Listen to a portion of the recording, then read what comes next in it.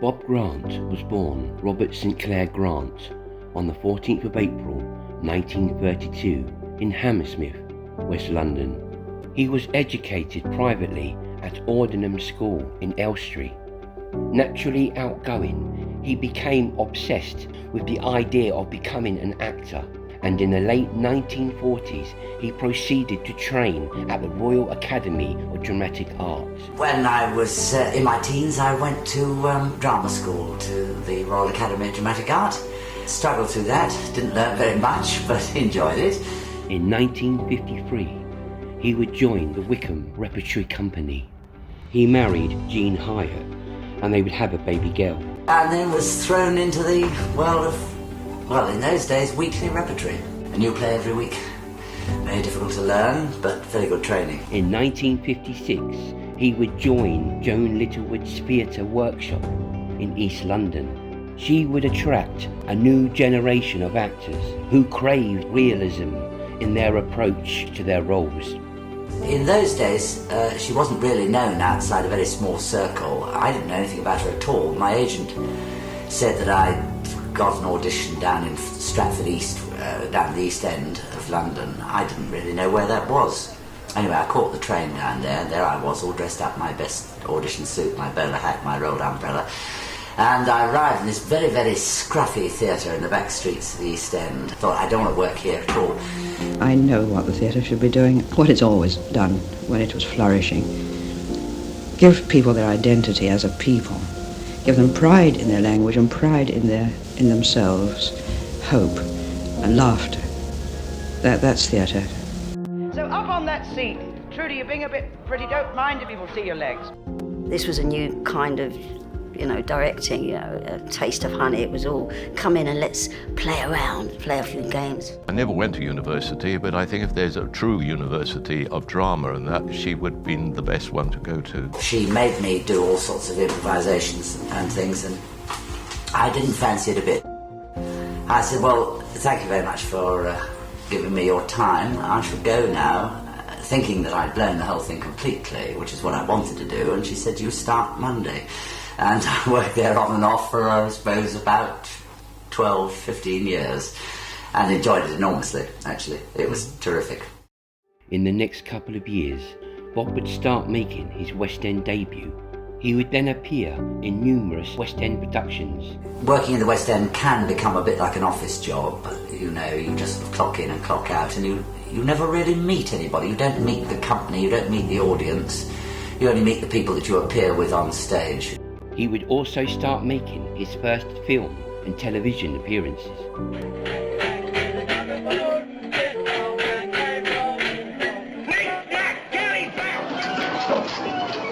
Right, page 21. Say me. Good Lord, man, what the hell do you think you're doing? Shut that bleeding door! Go on, get off out of it, will you? I do beg your pardon. I'm new here. You Burke. When I was Lisa, when I'm on the job, she said, honey, honey, please.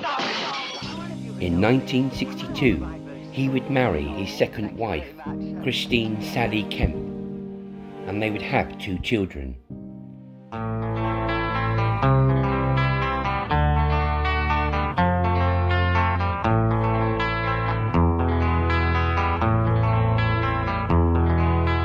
By 1964, the critics would start to take notice of his talent.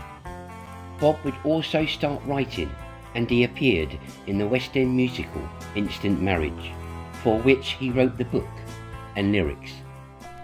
Mature spinster. I was a little bit lucky there because I was doing a show in the West End. I'd written this musical. Jack Hilton happened to hear the tape of it. And 6 cloth-headed, short-sighted, idiot gent. Got interested and snapped it up, and I sold it within a week of having finished writing it. Getting married. He would then appear in Mrs. Wilson's Diary. In 1969, Bob would appear in a new television sitcom, On the Buses. He would also write some of the episodes. I happened to be doing a show called Mrs. Wilson's Diary. That was on in London for about a year, and it was subsequently televised.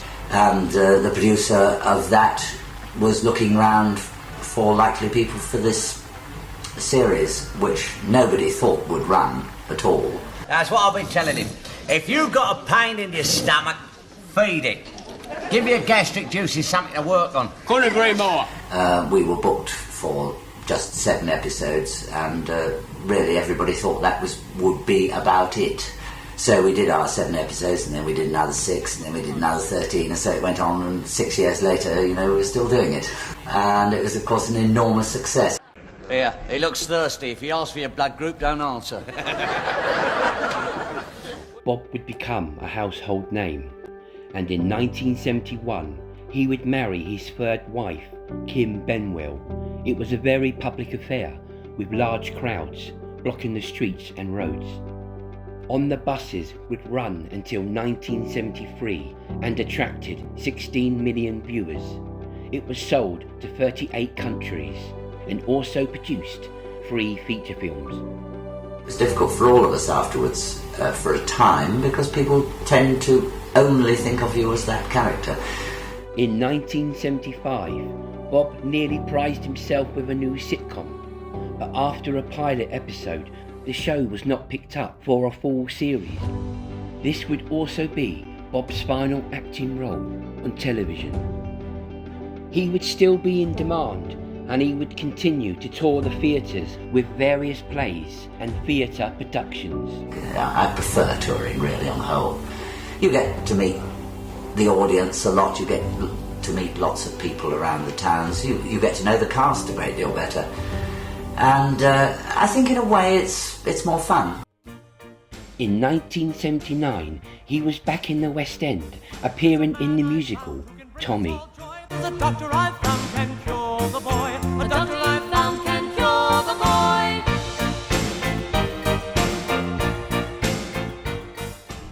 boy. Through the 1980s, the work would start to dry up.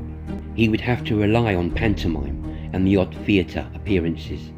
Bob had to make do with various revivals of his own old farces, played out to smaller audiences and more subdued reactions than before. Sometimes you get to the state where you think, I am never going to work again. In January 1987, Grant, taking a small suitcase, would leave his home, then wander aimlessly through Birmingham. He wrote and posted letters to his wife and mum. Then he made his way to Liverpool and then Dublin. I just knew that I had to get away. I didn't really know what I was going to do. I did consider suicide. I must say that was one of the options. That's how low I'd got in my mind. Inside me, I knew I had to find a haven, somewhere I could just be alone and work myself out. I found myself in Dublin, a city that I've always loved very much. After 3 days, he read an appeal for his unexplained absence in an Irish newspaper. He rang his wife to explain and apologise and made his way home. I've been through absolute hell in the last week. So has my wife, my mother, my friends. It's been a dreadful time. Frankly, I've been through, I suppose, what one would call a breakdown. You're finding it difficult to come to terms with not being a TV personality anymore, because that's how we remember you, is on the buses. Is that also untrue, or was he right? That is untrue. One always comes to terms with wherever one is in the business. You've been right down to the bottom in that case, haven't you? I really have, yes. I think I lost my own self-respect, which is the worst thing anybody can do. It's very brave of you to come on today and really, so soon after what happened last week, and to take the time to talk to us. What do you think you're going to be doing over the next few days and weeks to get yourself back on course again? I have the support of my family, my wife, my mother, my friends. My dear friend Eddie Large phoned me up this morning and he said, look, everybody in the business gets these things thrown at them. He said, we know. Excuse me. It's all right. Listen, thank you very much for coming on today. We think it's very brave, and you've done very well. Can I just say one more thing? Yes. I have something for the future, because my very good friend Joe Weston Webb has offered me a job which will tide me through. He's also asked me to direct and write his pantomime next year in Leicester, so I've got something. So things aren't so bad, Right. and it's going to get better. Thank you very much for coming in, Bob, and take care.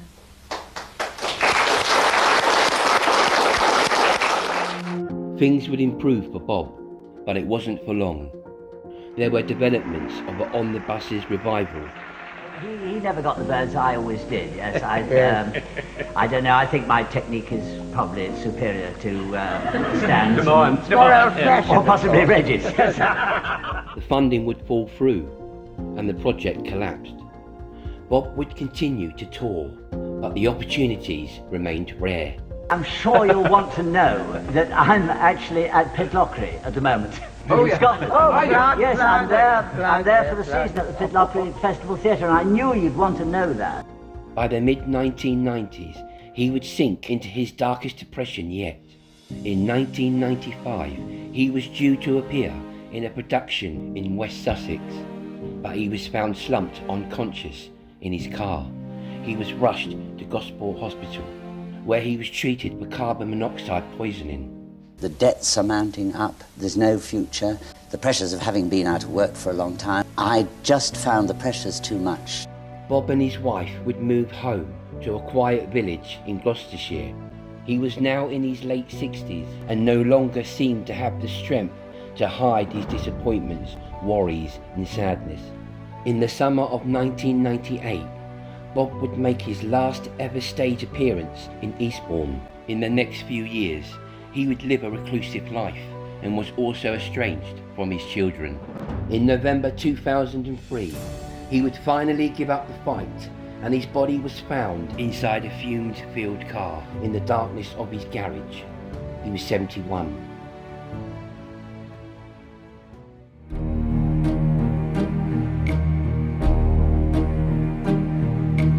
Who can say where the road goes, where the day flows? Only time. And who can say